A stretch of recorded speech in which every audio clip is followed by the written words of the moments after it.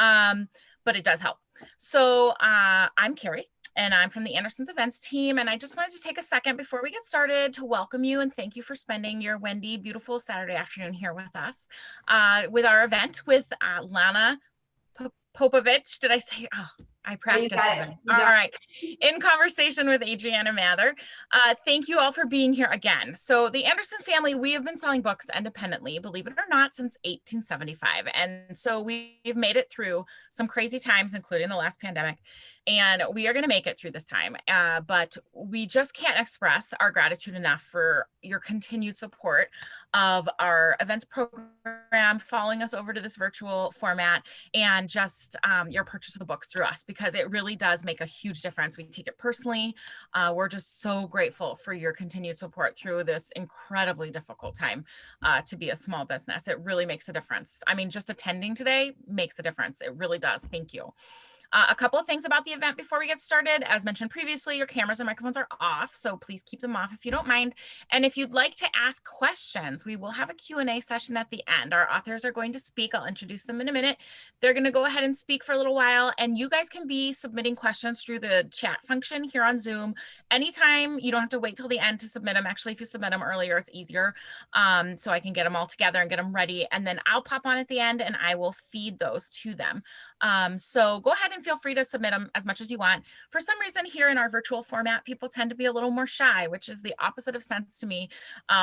But it's how it's been so far. And I'm just here to tell you that these events go they're just a lot more fun for everyone if you guys submit questions, because it just makes it more interactive, and it makes it more of an experience that you really feel like you got to be a part of. So if you don't mind doing that, that'd be great. You can submit those at any time. And then one more thing, if you ordered a book for today, you'll receive an email when it's ready to either be picked up in our store if you chose that, or when it's been shipped out to you if you chose that.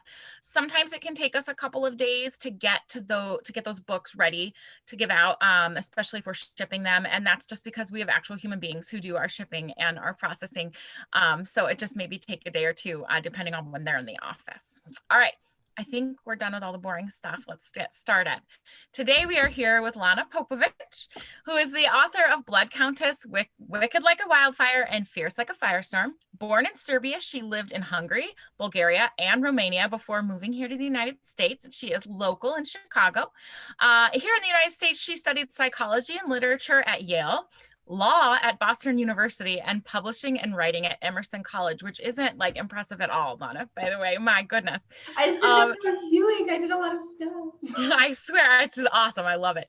And she will be in conversation today with Adriana Mather, who, in addition to her novels, How to Hang a Witch and Haunting the Deep, is also, sorry, I've got someone in the waiting room. I'll admit them real quick. Is also a full-time producer and actor. She owns a production company called Zombot Pictures, which has produced the award-winning Honey Glue, among other films. She lives in Massachusetts with her family. So welcome to you both. Thank you both for being here today and for having an Anderson's virtual event with us. I'm going to pop off for a little bit. Give me a shout if you need anything. Thank you so much for hosting us. We're so excited to be here. Yeah, absolutely. And Lana, hearing your bio, I mean, I knew these bits and pieces, but hearing it does not surprise me at all, because I talk to you and I'm like, she knows so many more words than I do. How is that possible? Whereas I'm like, Adriana has skills like I can't imagine being an artist in any other medium. And I'm like, you can act? That's amazing. I have no idea how you do it, but it's like tremendously way more impressive than schools.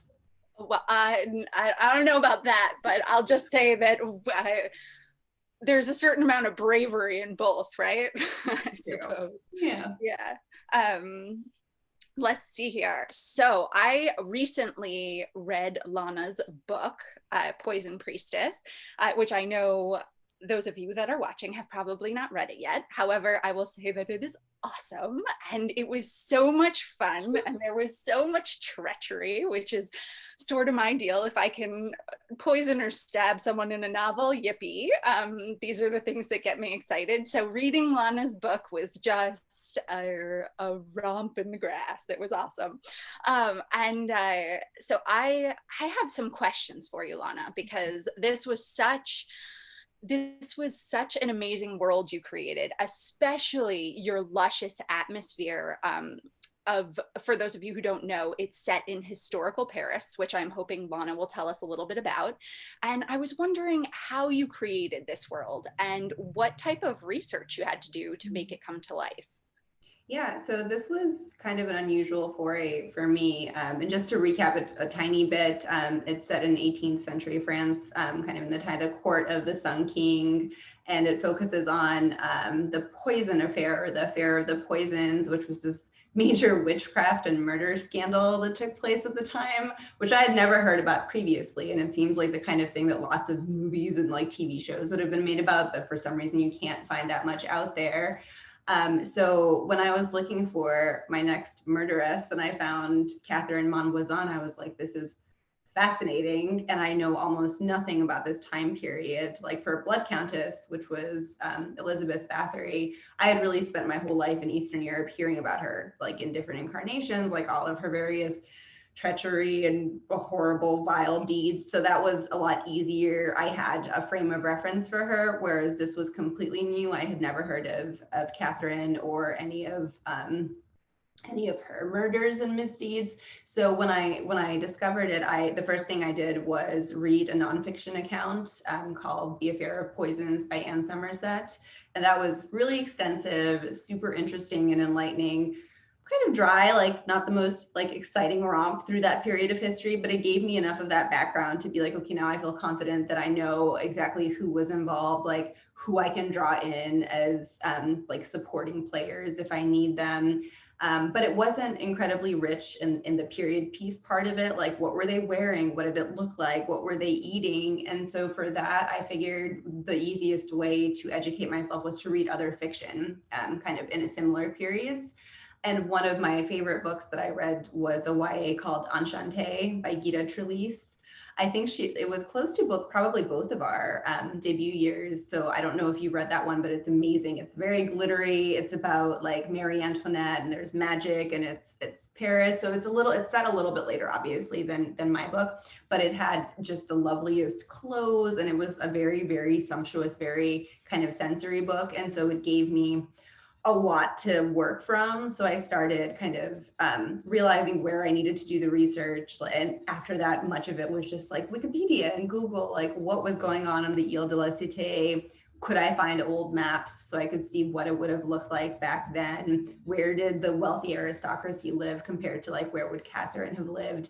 So once it was just kind of like connecting the pieces from these jumping off points. So basically I just like to start with other people's work and then go from there to make it easier. Absolutely. Actually, that makes me wonder, because you know, I've done a lot of historical research for my books as well. And I know that so much you will do this massive amount of research and maybe like 2% of that will actually end up on the page. And you're like, I took a week to learn this and I've written one paragraph, you know, like a sentence. Yeah, it doesn't feel right at all, but it enriches the novel. And I noticed that when I was reading your book, that it really felt like I was there. Like atmosphere is a big thing for me. I think of it as a character in the book, you know, that it adds an entire different layer to the way that you feel a story. And so I loved yours.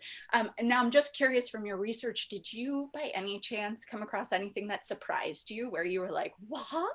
I mean, the whole thing surprised me because if someone had been like, hey, did you know that in the court of Louis XIV, there were black masses and a scandal about the fact that like aristocrats were killing each other and there was a fortune telling ring involved and they were over there poisoning each other by the dozens and literally performing black masses to like win the favor of the king or I don't know, make some other dream come true. I don't think that it's so salacious that it almost seems to beggar belief. Like I still have a hard time thinking that this is stuff that really happened, but there are many historical accounts that seem to verify that they really were doing like a lot of actively Satanist type stuff. So that was what really got me, that it just departs so intensely from what we think about when we think about this very glittery Versailles. And it was in some ways like a very science dominated era. Like Louis XIV was really big on establishing these like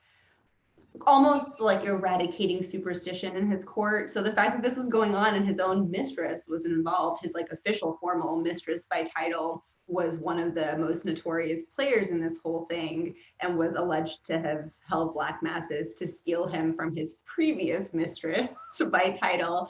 And it was just so, it's like the kind of stuff that I really want to see on an HBO show. And I had never heard of it before.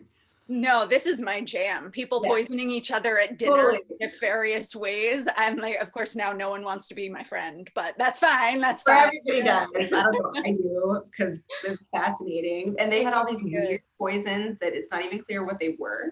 Like aqua tofana, as far as I can tell, they're like, kill 15 babies and then boil their skin and bones down. And I'm like, surely that's not what they were actually doing. I don't think that would poison anyone, for one. It sounds horrific, but I don't know, like that can't have been the actual poison. And then there was one that kept coming that's cannibalism. Exactly.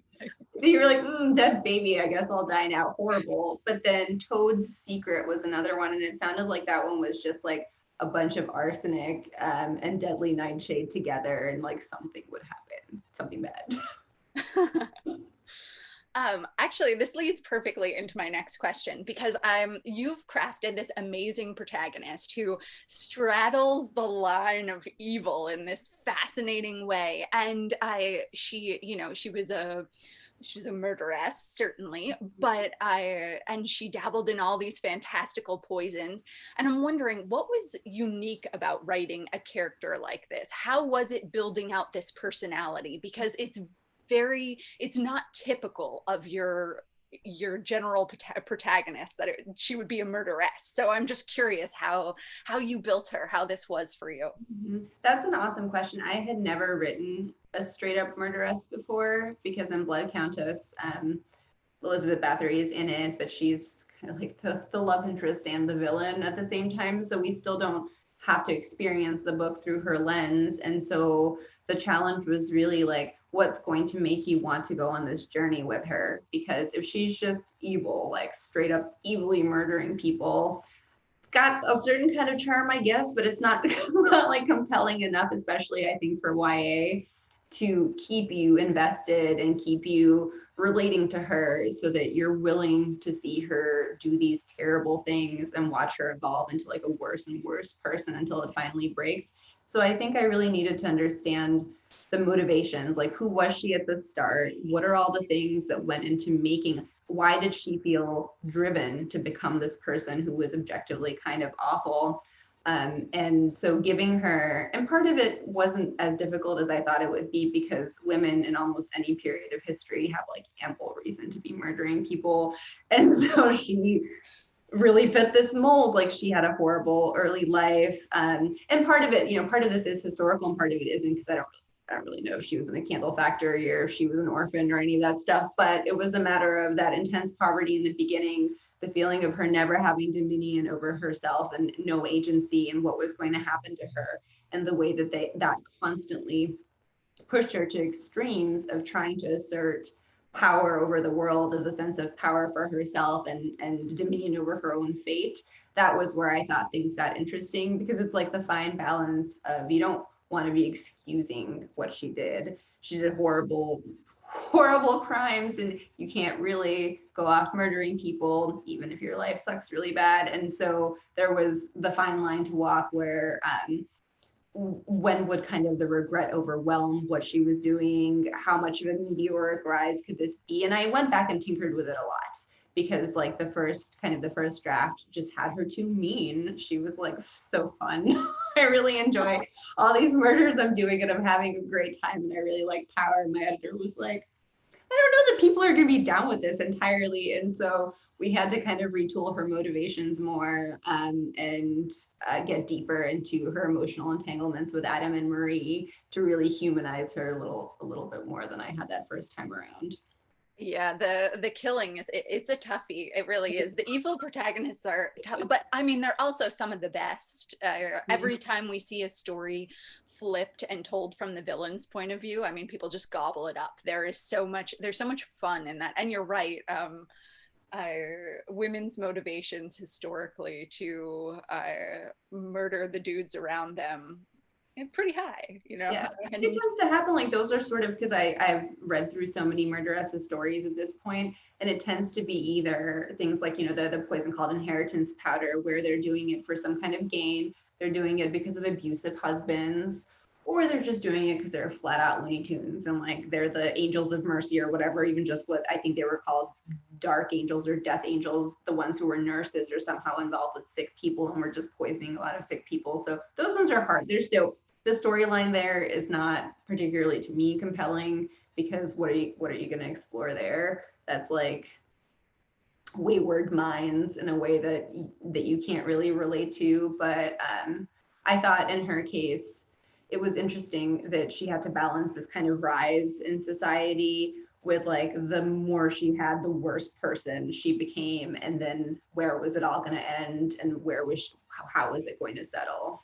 right, I know. And then you think back to like the way that people used things like arsenic. I mean, they used it as a poison, but they also used it in their face powder Yes. and all kinds of. So you were essentially constantly consuming small levels of poison. And yeah, it's the history of cosmetics and the way that people used things like that, and mercury too. I mean, it's just. Nightshade, belladonna, I know they Right, used it yes. for their eyes to make their eyes more lustrous. That's right, because it would dilate your pupils and it made you look better, I guess. Totally. And there was this, Yeah. there was even like it's kind of disputed whether or not this was a real thing, but something they called an assassin's cabinet, which was a hollow book that had little partitions for different kinds of poisons. But a lot of them were things like that, like nightshade, arsenic, I think even Jimson weed, things that could have medicinal purposes depending on how they're administered. And so there's like the school of thought of like, well, this is just a pharmacist's cabinet. It's not an assassin's cabinet, but it just depends on what you were doing with it, or whatever, like a beauty cosmetician case almost, because a lot of the stuff was Totally. Oh, and the medicines too, the ingredients yeah. in some of the medicines. So if you were heavily medicated for something, you could just as easily be poisoned by the medication as you could be cured by it. So there was all of, yeah, just an interesting time, man. So that actually, I'd love to transition into a little bit of the magic in your book, because magic and fortune telling play such a big role.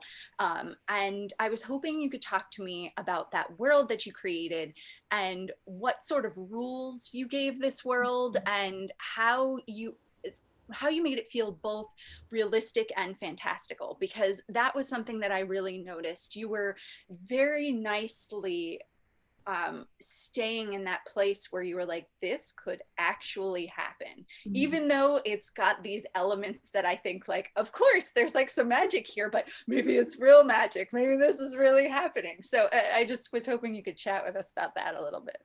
Part of it was just made easier by the fact that a lot of the divination methods that I talk about in like the scoundrels and wizards world of the Ile de la Cité were real. I mean, there was that seedy underbelly of grifters who were genuinely reading palms and reading physiognomy, which I'd never heard before, like facial features. I didn't include that one, but I came across it and I thought it was fascinating, like the shape of your jaw and your lips could tell the diviner something about what was going to happen to you later in life. And astrology and reading runes were real things that were in use. And it was really hard to tell how much those practitioners really believed that they were doing something, and how much they were aware that these were just trappings that they were using to just swindle people. Like a lot of it seemed to be pretty clearly like rookery, especially because from what I read, a lot of the aristocrats had their like pet magician, like their person who was their advisor, kind of like the goop. Like they would have their like special goop person who was like, here's a jade egg, it's gonna really fix all of your stuff. And at the same time, this was happening at a time when France was not very friendly to magic. So it was trying to strike the balance between, okay, Catherine is exploiting this world, but she also has a real gift. And what is she going to do with that? And instead of, she leans into it almost in like the most pragmatic, cruel way, where she uses it mostly to exploit other people's weaknesses. And she tells herself it's okay because these people are awful. Like this wealthy creme de la creme of French society deserves everything that she kind of dishes out to them, because they're backstabbers, they're schemers, there's very little redeemable about them anyway.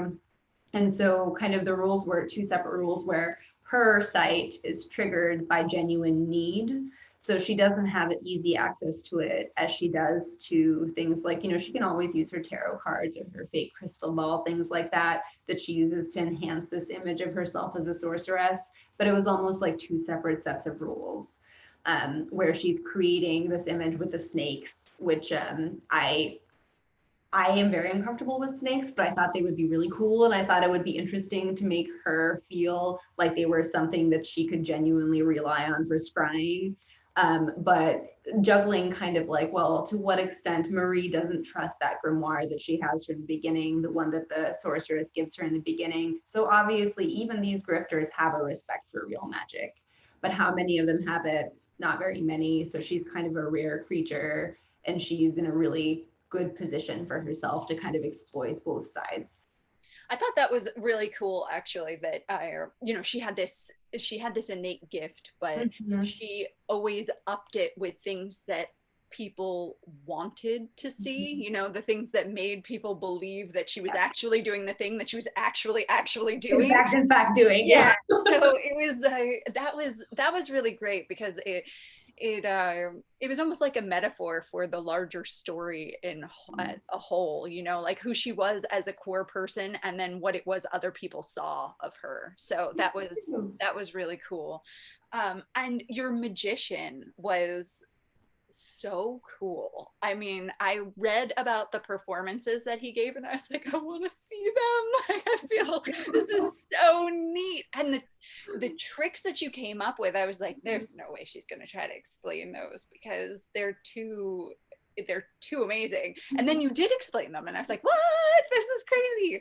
So anyway, I wanted to ask you, was he based on someone who actually existed, a real person, or was he just based after like a genre of craft? I was curious, because I have never read anyone who gave performances exactly like this. I thought it was so cool. It's that's another awesome question. He is an amalgam of a bunch of people. Adam Lesage is a real person, or was a real person, and he was embroiled in the affair of poisons.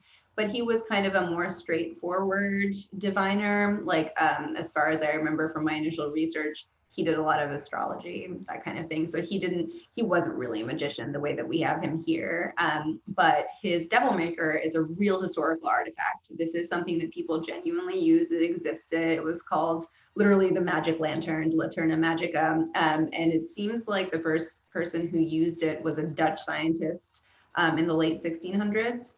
And then by the 1700s, there was like troops of these lanternists who were wandering around at least France, and it seems like the rest of Europe too, putting on shows and doing things. And I stole direct pieces, like the idea of the skeleton taking his head off and putting it back on was something that they did.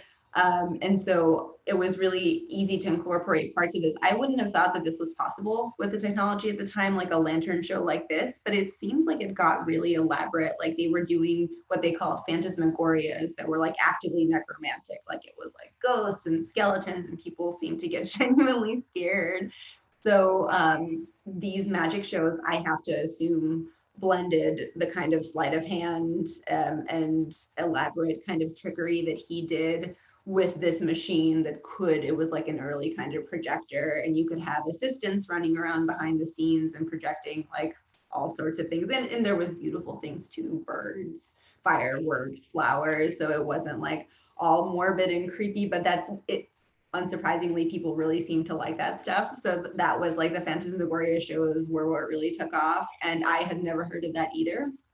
So yeah, I blended several, and I forget their names now, but there was a couple of pretty renowned, what it seemed like, magicians in France at the time who were doing stuff like that. And now even I want to see them. I know, me too. Like, what did it look like? I know, I want to watch, man. Yeah, I don't know. I know that this wasn't in France, but the King Frederick III, the Danish king, there was one of the scientists, they call them scientists, but they would have had to have been artists too, who was using a version of this lantern, projected an image of death in the hall, and the king was like, this is the coolest thing I've ever seen, like, do it again. And so it seems like it was a really big hit with even royalty, kind of preceding right the era that Catherine and Adam lived in. And so, yeah, I liked the fact that it wasn't invented. It was really possible, and that things like this probably really happened. These like very talented charlatans did stuff like this all the time. Did you? It's so random, but have you ever been to Sleep No More Yes. in New York City? Okay. Love Sleep No More. Yes. Exactly. Okay. Well, for everyone who doesn't know, it's a like multi-story haunted house, like a giant warehouse in New York, and each floor is set up like, you know, people's attics and their bedrooms that have been left with crumpled blankets, and like old school hospitals with blood on the bed, and like graveyards and things, and you just wander through by yourself. Graveyards. Yeah, but there's this performance piece of like dance and theater that these that people do, and all of the audience wears masks, and your book in some ways reminded me of this performance, because it's got that like beautiful dance feeling, but also that eerie, like, oh my god, I'm also a little terrified feeling. This is such a compliment, because I totally did see Sleep No More and I loved it, and I rip it off all the time because the vibe is so intense, and it's really the exact blending that you mentioned. It's the stuff that I love so much. So when I was thinking of Black Masses, that's exactly what I don't know if you remember that one scene. I think it's like the almost like the weird orgy with a minotaur, like what even is happening. How could I forget that? Yeah, who could, with the strobe lights. So I was thinking of that kind of thing with the Black Masses, especially once later down the line when Catherine and Adam start doing a lot of stuff with snakes and having it be a much larger production. For sure, Sleep No More is in there. So if all of this combined, I mean, between the magic, you've got all the magic, you've got the history, you've got these real people who had to recreate their lives but still make them seem realistic. It's a lot of heavy lifting as an author. I mean, from a writing perspective, I applaud you, because wow. But what was most challenging for you when you were writing this book? Like, what part of it was the tough part? I would say the historical research, it just doesn't sit very well with me. I had never really planned on doing historical stuff, and so I still have a hard time with the exact thing you mentioned earlier, which is how do you boil things down into relevant, like how do you make it not sound like a Wikipedia article? Like, here, I just got all this information, I'm going to dump it on you. How do you make it beautiful and realistic and living, instead of like you're just retyping what you read about the way that things looked? So I think it was the hardest for me to get a feel for what did Paris look like.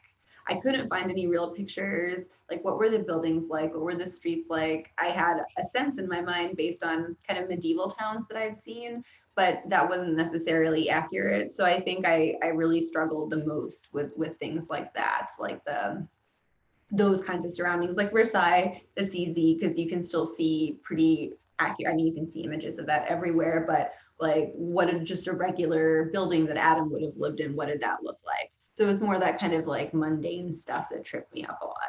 Isn't it funny? It's always the details. Yeah. It's like, how would you actually get from this place to that place? Or like, what does the inside of the carriage look like? That killed Did they have a lantern when it got dark? Like, what's going on? Those are like the little things. They didn't. That's a great question, because I was like, wait, I figured there was lanterns or like some kind of gas lights. Nope, everything was pitch black after it was dark, and they carried torches around. Yeah. Like, that's what you did after dark. And I also hadn't known anything like that. And like, how long did carriage rides take? Like, how long did it take someone to get to Versailles from Paris? Things like that are, for me anyway, really hard to figure out. I would have lit my hair on fire. I'm telling you right now, it would have happened for sure. Knowing me with nope. Yeah. I would not have survived. Although I tell my husband that all the time, like, I'm not going to survive the zombie apocalypse. Like, just let's put that out there right now. Like, I'm not. I was once told when I was a teenager that I had no outdoor intelligence. Ouch. See, I don't believe that. I was like, I think I'm a little offended by that, but the truth is I wouldn't know how to forage for the right plants or like any of those types of things, but yeah, that's okay. I think I would do very poorly in an environment. There's no way I wouldn't survive in Paris. books or of any other century besides this one, like for sure. There's far too many things. I'd be like, everything you have is made of wheat. I'm instantly dead. I also can't see. Like the problems are too many. So yeah, it's nice to only have to imagine it and not even have to think too hard about that. But the upside is with a story that's kind of inherently dramatic like this, a lot of times also spent indoors. And so then I could be like, ooh, pretty wallpapers, like lovely upholstered, creamy velvet. So that part was definitely more fun. Totally, I know. And there's there's all of the romantic elements, like the clothes they wore and the grandeur of the halls, and even people's titles. Like there's so much there to pull you in.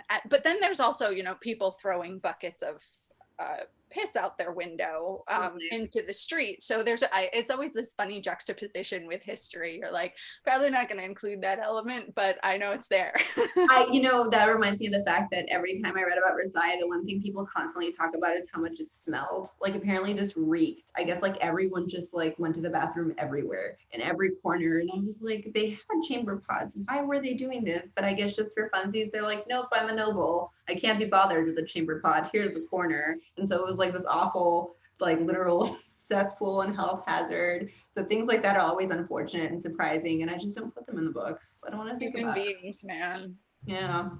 I know. I remember once reading about what do you call it? Graffiti in ancient Rome. And apparently the graffiti in ancient Rome was literally the things that you see on like bathroom stalls here. It was like so-and-so took a poop here, like so-and-so slept with so-and-so. And you're like, this is what was written on the ancient walls of Rome. Like it was not any better than like what's going on today. So yeah, the humans, man.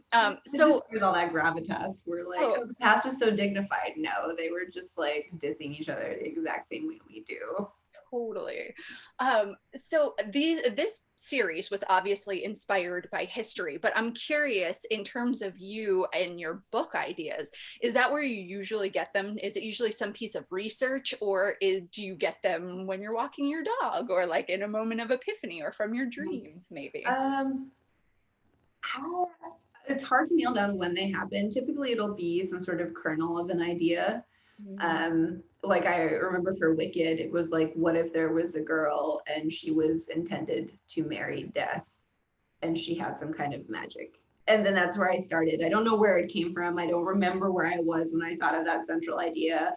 A lot of times things come to me when I'm like in that sort of in between stage before you fall asleep and you're kind of loose thinking, or in the shower. I come up with a lot of plot points in the shower. It's like a very productive place for me. It really is. Why? I don't know what it is. I think you're like, your senses are engaged, but you're kind of an autopilot in your brain. It must be a different like brain wave that happens in there, because those are really my places, like almost asleep and in the shower is when things come up. These were a little bit different because I was writing them at Abrams's request. So they initially had wanted Blood Countess, and that was perfect because I had always wanted to write a book about Elizabeth Bathory. And then for this one, I had free reign, so I picked the murderess. So it was entirely my call, but it's easier when you're like collaborating with your editor on the plot, since you have a lot more back and forth on that. But the idea of her being a big snake person was entirely mine. I really wanted that to be part of it, and I just had this idea. I just had this very strong image of her, very visual, of her like looking down into a bunch of writhing snakes and being able to see something in there. So that's fascinating. And it's curious that you picked the snakes too, since you're frightened of them. Yeah, and I have to like try to imagine what would it be like if snakes did not revolt you and terrify to want to hang out with them. And I was looking stuff up, and I found this thing where you can get a snake massage. Like you literally lay down naked and a person just puts a bunch of snakes on you. Apparently they do feel good. Yeah, I was like, no. I'm not even scared of snakes, but no, like that's a big fat no. But I guess it's a thing you can pay for. So like some people surely do. Yeah. Yeah, I don't know. It's funny too. I don't know if you found this. For those of you that don't know, Lana and I are fairly new mothers.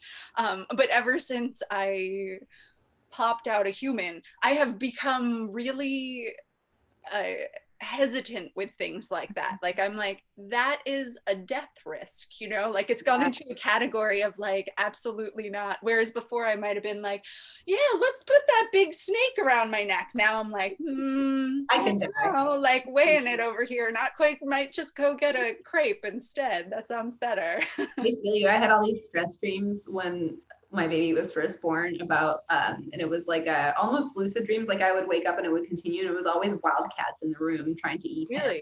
Yeah, like sitting on the edge of his crib. And I don't have like a particular fear of wildcats or anything like that. I find anything is enhanced, like definitely something, whatever the hormones are happening in the brain make a lot of this stuff harder. So thinking about, and I was just when I was finishing drafting this book and revising it, my son had just been born. So I was not in like a murdery frame of mind. It was very difficult to get myself back into it. It was hard to, because I was so mushy. Like I was in that kind of, yeah. So certainly things like the snakes were much harder to manage than they normally would have been. No, I get that completely. I actually wrote my second Killing November book. I was writing it directly after I gave birth, and I felt the same way. I was like, I'm sabotaging these people and writing all of these dark themes, and I just like want to hold this tiny person and like stare lovingly at him and never sleep again. That's what happened. You were probably also getting that, like, never sleep again is like not optional. Yeah. Yeah. Well, hi guys, I'm back. That was awesome. Thank you so much. That was such a great discussion. We do have a few great questions here that I would like to get through. We'll get through as many as we can before we run out of time. And then, oh, and yeah, you guys can keep submitting them too if you'd like, if you hadn't gotten a chance to get them in yet. But let's get started. This is from Sam, and this question is for you specifically, Lana. She says, hi, is it important for readers to have read your first entry in the Lady Slayer series before reading Poison Priestess? Nope. They're completely standalone. They have nothing to do with each other. The only commonalities are that these are historical murderesses, so there's absolutely no reason to have to read both of them or in any particular order, whichever murderer you vibe with more, I would start with. Awesome. That's good to know. It's good to know when we are marketing that we have signed copies too. All right, this is from Claire. She says, how like the real Catherine is the character? Not very. The real Catherine was like seriously a piece of work. And she was also like in her 40s or 50s even when all of this went down.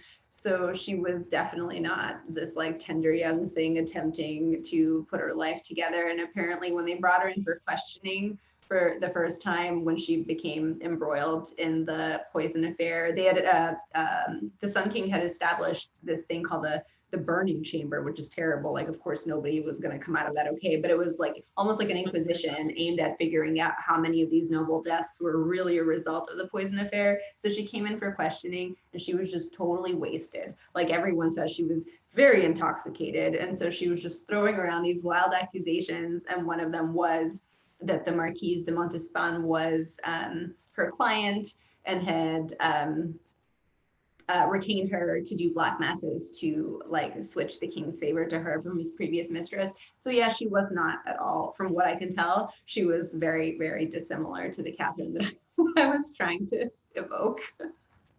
But their lives were in some ways, like she was married to a jeweler. She lived in the place that I have her living in the book. So those kinds of touch points are there. All right. It sounds like Claire has read this book before, so that's great because she had a question.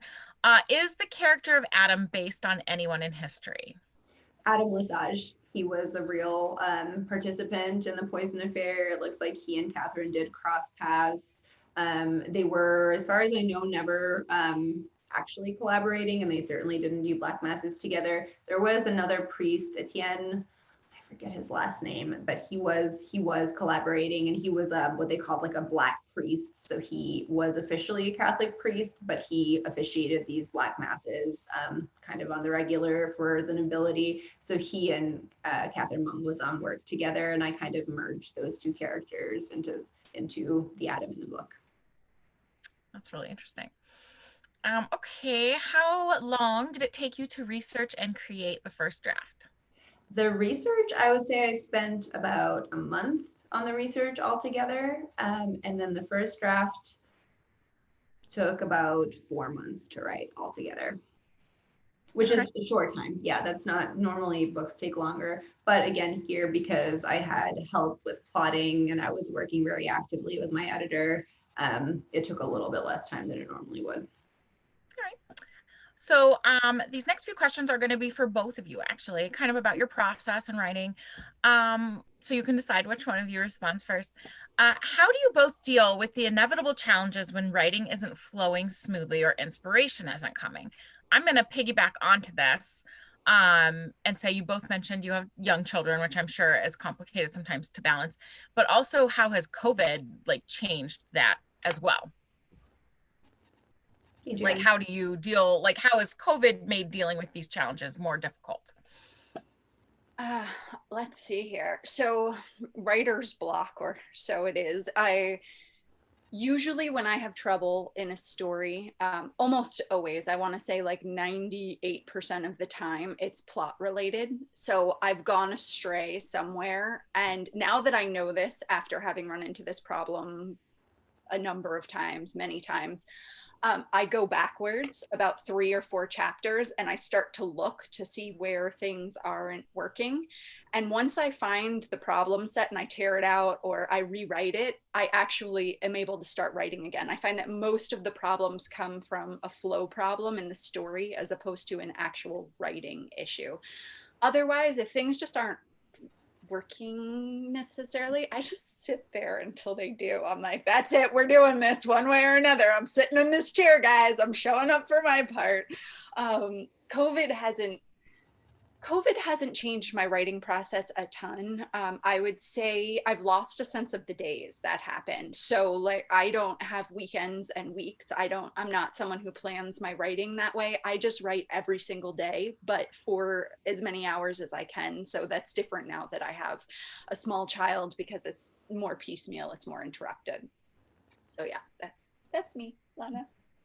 Ditto to a lot of that in terms of showing up. I think to me, once I started writing full time, you almost like the pressure is definitely more on, but in some ways it's also not because you're coming, that's your job, you're going to do it every day. And definitely some days it feels like pulling teeth, like it's really slow and your word count is not nearly as high.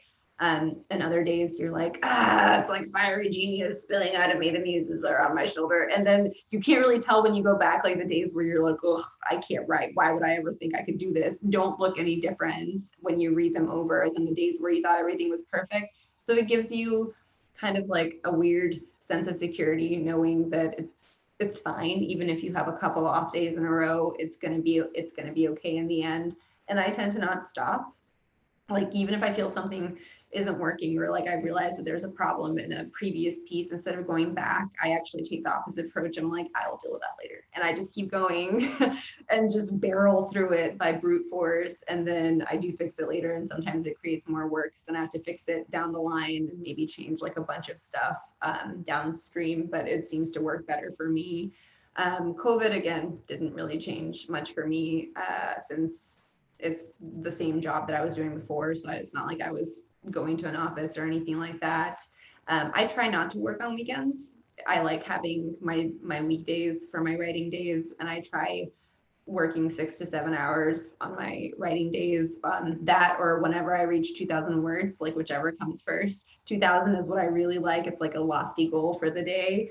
But I am lucky to have childcare since I'm now writing full time. So that makes a huge difference. When I didn't have that regularly, it was horrible. Like it was just so hard. It was incredibly hard. Yeah. So yeah, that's pretty much it. I love that visual of you saying fiery genius, like spilling out of you. Another That is day. such a great way to describe like those days where you're like, I'm getting stuff done. Like, yeah, that's amazing. I'm going to use that going forward. Okay. There we go. I think I accidentally deleted someone's question. I'm sorry. I have a question for you guys because you are authors. I know that you get a lot of access to books before they come out. You know, we get arcs in the industry. Have you read anything recently that you are both excited about that's coming out soon?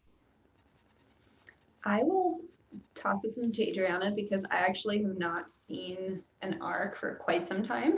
Really?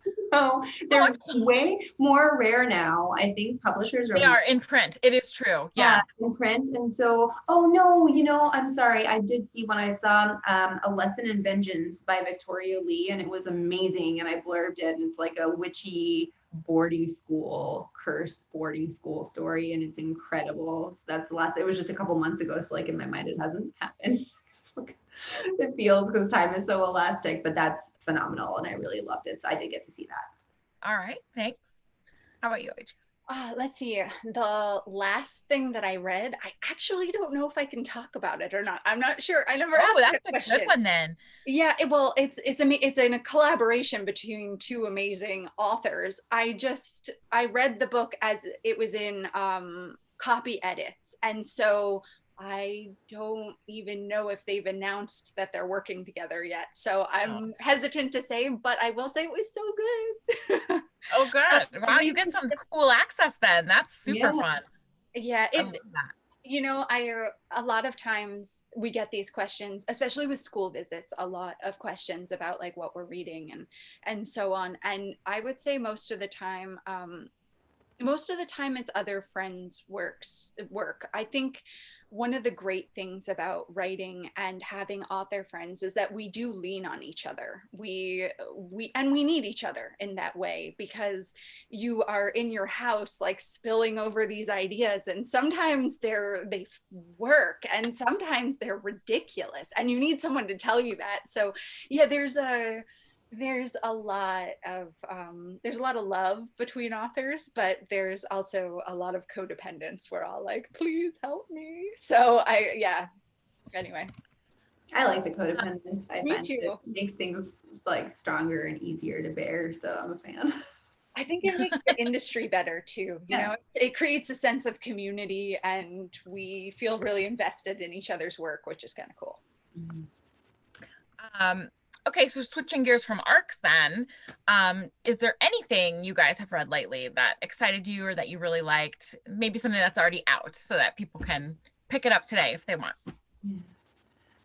My two, off the top of my head, just because I always say this one now, I read Gideon the Ninth and was completely obsessed with it. That's Tamsin Muir. It's amazing. It's unlike anything I've ever read. Like, people describe it as lesbian necromancers in space, but that fully fails to encompass the glory. It's like the most genre bendy book. It's hilarious. It's fantastic. It's fantasy, but it's in space. It's really incredible and totally unmissable. So I love those books. And then I recently read the final revival of Opal and Nev, which is like an oral history of a fictional duo of like an Afro-punk singer and like a British crooner, and kind of the civil rights issues that were involved. And when you're reading it, it's so immersive and real that I was like about to start Googling about them, even though they don't exist. It's a phenomenal book. It's really amazing. That's by Donnie Walton, I think. All right. I keep hearing about the Gideon, which is Gideon the Ninth. Is that what you said? Yes. Yes, I do keep hearing about that. Like our customers are giving that one big, giant thumbs up. I love it. Yeah, I'm hearing about it too from friends. I'm gonna have to check it out. Yeah. I actually, now that we've said this, I did read an arc at In the Wild Light by Jeff Sentner, which I truly enjoyed. That one is it's so dreamy. And on the adult scale, I have not read this, but I'm very excited. And Lana, maybe you have, but Emily Henry's People We Meet on Vacation. So I have not read that one yet, but it's coming out soon, and I'm stoked. I haven't either, and I'm dying for it, but I also haven't. I got to read a draft of her next book, but not of this one. Our booksellers who've gotten a sneak peek at that one said it's fantastic. Yeah. I'm hearing really good things about that one. So everything's right. I think that one might be on our pre-order list, actually, if anybody wants to head on over and look at that. Okay, so this is going to be our final question. Just making sure I didn't miss any in the chat. I guess, I mean, this is a great way to end the program. What's next for both of you? Go ahead, Lana. Oh, okay, sure. So the next thing that I'm doing is I am making the leap to adult. So I'm writing kind of a contemporary romance with a very strong witchy bent, and it's the Witches of Thistle Grove series. So the first one, and that is called Payback's a Witch, and it will publish from Berkeley Books in October. And it's kind of actually just yesterday, one of my big idols, Sheena McGuire, gave me this amazing Twitter moment where she effusively loved it, and I couldn't believe it was happening. But she said it was Hocus Pocus by way of John Tucker Must Die. So it's like three witches enter a vengeance pact against this bastard warlock in the like Halloweeny magic town that they live in. And there's a spell casting competition that all of the four families participate in. And so three of them band together to bring this like asshole down. And then two of the witches actually fall for each other as this is happening. So it's like everything that I ever wanted to read and write. And I'm really excited to be writing three of those books. So that's the first one. The next one is From Bad to Cursed, and that one is gonna come up next spring. Awesome. I'm just loving romantic fiction right now. There's so much good. It's like finally like exploding into the Stuff. Yeah. Yes, and it's so good. I can't wait to read that actually. Okay, how about you, Adriana? Well, first, I can vouch for Lana's books. Awesome. Everyone should read them when they come out. I'm super excited about them. Of course, my witchy heart flutters at this type of a thing, but yeah. And for me, I'm actually simultaneously writing a YA and an adult romantic comedy. So that's where I'm Two separate books or like kind of woven together? Yeah, two separate books, completely different plot lines. Why I decided to write two books at the same time, I don't know, but it's kind of working. So I'm happy with that. That sounds great. That's awesome. Okay, well, I think vouch for both of them. They're amazing. I haven't gotten to read parts of both, and Adriana is a master at just any genre, whichever. I've never read anything of hers that is not incredibly compelling. So I'm really excited for whichever one of those makes its way into the world first. Like hopefully both, if things go well. Thank you, Lana. I love them. Thank you, you wonderful human, you. Oh, so much love.